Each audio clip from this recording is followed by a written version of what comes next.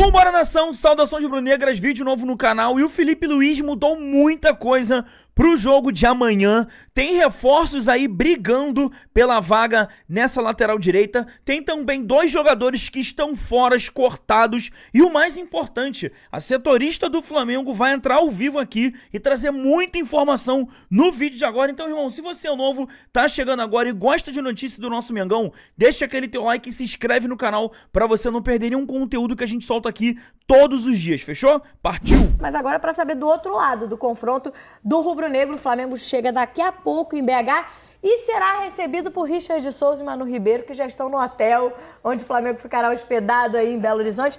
Tá bem acompanhado, hein, Richard? Pra trazer aí todas as novidades desse Flamengo pra gente. Sei que a Manu tá chique. Tá chique, hein, Manu? Nem parece que é de Minas Gerais, né? Que tá em casa, que conhece já.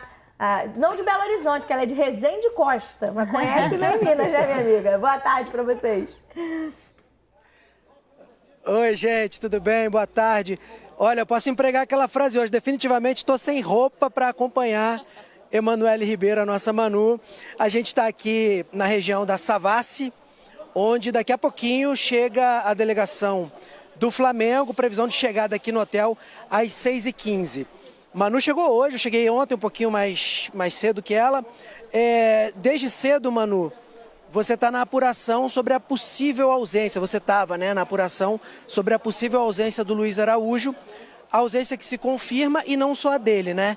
Boa tarde e vamos falar desse Flamengo que tem muito assunto, né? Boa tarde, Richard, Camila, pessoal aí no estúdio, pessoal de casa. Só dizer, Camila, que eu tô assim porque voltei para casa, né? Vai que encontra algum conhecido aqui nas ruas, então tem que tá na beca.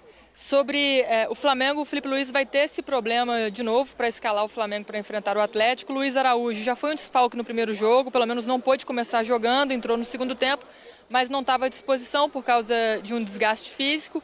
E agora o Bruno Henrique também engrossa essa lista de desfalques do treinador, né? O que acontece? Os dois jogadores, eles vêm de uma sequência desgastante. O Flamengo detectou que eles estão no nível muito elevado de desgaste físico, chegando no limite mesmo, Richard. Então, para evitar uma contusão, uma lesão, algo mais sério, o Flamengo optou por não trazê-los aqui para Belo Horizonte. O Felipe Luiz queria, obviamente, contar com esses dois jogadores, é um jogo importante. O Flamengo saiu atrás no Rio de Janeiro, precisando buscar o resultado aqui em BH, mas foi vetado pelo departamento médico. O departamento médico, nesse caso, disse para o Felipe Luiz, olha, não leva os dois, porque eles não têm condições de jogo, né? O Bruno Henrique, ele até sofreu uma pancada na coxa no último jogo contra o Ceará, saiu com dores, passou por exames, não teve lesão detectada.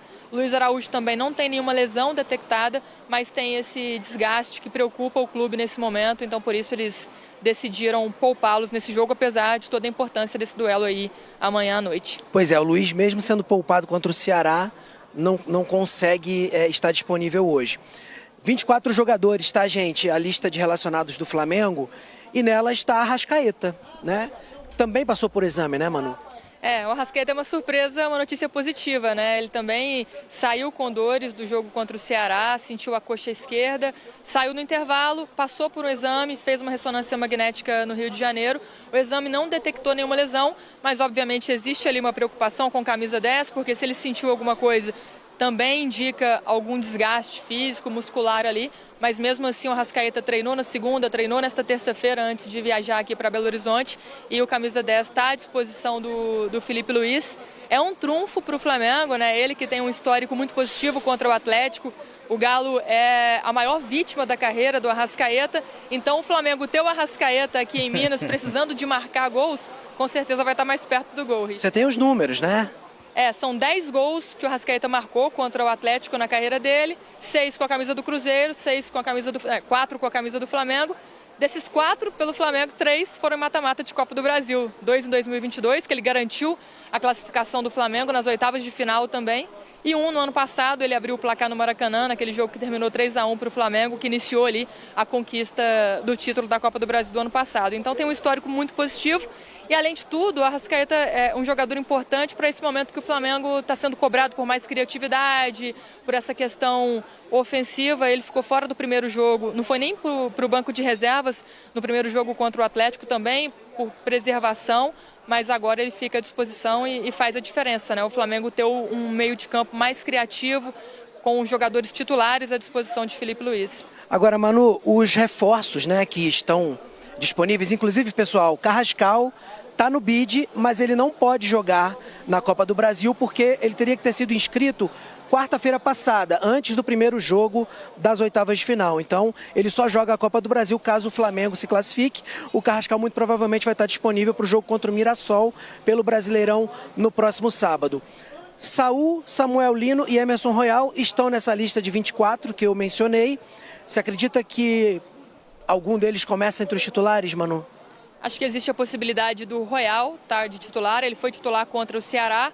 O Varela é o jogador que está mais à frente ali na lateral direita, né, depois da saída do Wesley, mas ainda assim existe essa disputa, então a gente não teve a informação concreta, mas existe sim a possibilidade, Varela e Royal brigando por essa posição, e a gente acredita que o Samuel Lino continue como titular lá na ponta esquerda, ele que entrou muito bem no jogo contra o Atlético, né, no segundo tempo foi a estreia dele pelo Flamengo, e também foi titular contra o Ceará, agora tem a possibilidade de começar jogando aqui também na Arena MRV, acho que esses dois reforços têm possibilidade de estar em campo, o Saul é uma opção nesse momento para o Filipe Luís mudar o time no segundo tempo.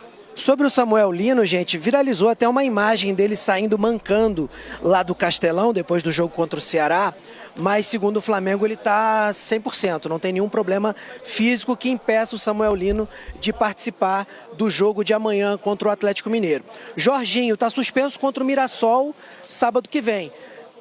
Você imagina que nessa condição, já que ele não vai jogar no fim de semana, o Jorginho comece entre os titulares, aí um meio com Alan, Jorginho e Arrascaeta? O que a gente está desenhando desse time é isso, né? O Jorginho também foi poupado no primeiro jogo, o Jorginho vinha de 9 jogos como titular, 4 jogos jogando os 90 minutos e agora com essa possibilidade de descansar também no final de semana contra o Mirassol, acredito que vai Jorginho com Arrascaeta e o Alan no meio campo do Flamengo. Assim como o Felipe fez no primeiro jogo com o Pedro e o Wallace, que eram jogadores que estavam suspensos no Campeonato Brasileiro, não enfrentariam o Ceará, o Pedro foi titular, depois o Wallace entrou na partida, então com o Jorginho agora também, tendo descansado na semana passada e com essa possibilidade de descansar no final de semana, a tendência é que vá com esse meio campo mais robusto, mais titular, para esse jogo contra o Atlético, né, o Richard? Porque além da necessidade da vitória pela classificação, pelo resultado, o Flamengo vive esse momento de cobranças, de incertezas sobre o desempenho, a atuação, então é importante, até para a questão anímica do elenco, ter uma boa atuação aqui em Belo Horizonte, buscar esse resultado, buscar essa classificação, resultado que está muito aberto, então o Filipe Luís, nesse momento que a gente tem de informação, é que vai com o que tem de melhor à disposição dele. Lembrando, né, pessoal, veio de cima essa questão de prioridades no Flamengo, né? Primeiro elencaram como Brasileirão, o Flamengo teve ali dificuldade para avançar para as oitavas da Libertadores. Depois o próprio Felipe veio, né, colocando ali no mesmo nível Brasileiro e Libertadores. Me chamou uma atenção a fala do Arrascaeta depois do jogo no Castelão, que ele diz assim, não precisamos falar de prioridades agora, né? Poderíamos estar falando disso um pouco mais adiante. Pelo menos na fala do Arrasca, percebi ali uma forma de encarar esse jogo com olhos de decisão. Ele, inclusive, verbaliza isso. Acho que talvez essa seja a postura do Flamengo, dos jogadores, pelo menos. Sim. Acho que desde o começo do ano, entre os jogadores, a postura sempre foi essa, de que não haveria prioridade, de que se o Flamengo tivesse condições em qualquer campeonato, iria disputar, né? Isso ficou muito grande fora ali do clube, né, essa informação de que a diretoria estaria priorizando o Campeonato Brasileiro, porque oficialmente ali nos movimentos internos, realmente foi isso que aconteceu. A diretoria colocou o Campeonato Brasileiro como prioridade 1, Libertadores prioridade 2, Copa do Brasil prioridade 3, mas a gente sabe que um jogo contra o Atlético Mineiro nas oitavas de final da Copa do Brasil tem um peso grande, tem uma rivalidade que existe, os jogadores já estão acostumados a essa rivalidade, a esse tipo de duelo também, e nesses últimos dias, desde o último jogo contra o Atlético, a gente percebeu uma insatisfação grande com o resultado no Rio de Janeiro e uma vontade dos jogadores de fazer uma história diferente, e até no recado que o Filipe Luís deve confirmar amanhã na escalação, é de que vai tratar esse jogo com a importância que ele merece, né? Acho que ali na frente dá pra gente pensar em Plata, Lino e Pedro, né? Acho que seria isso. É isso, acho que esse ataque é o mais provável, né? O Luiz Araújo estando fora, o Plata assumindo ali a vaga pelo lado direito e o Samuel Lino pelo lado esquerdo com o Pedro de centroavante. É isso, gente, ó, Cebolinha voltou a aparecer na lista, tá? Mas claramente perdeu espaço com o Felipe Luiz, mas volta a fazer parte ali da convocação. O Michael tá liberado, tá recuperado, treinou hoje, treinou ontem, mas por opção técnica do Felipe Luiz fica fora. A gente está aqui acompanhando essa chegada do rubro-negro, tá bom, pessoal? Gostou do ataque do Flamengo com Plata, Samuel Lino e Pedro? Fui!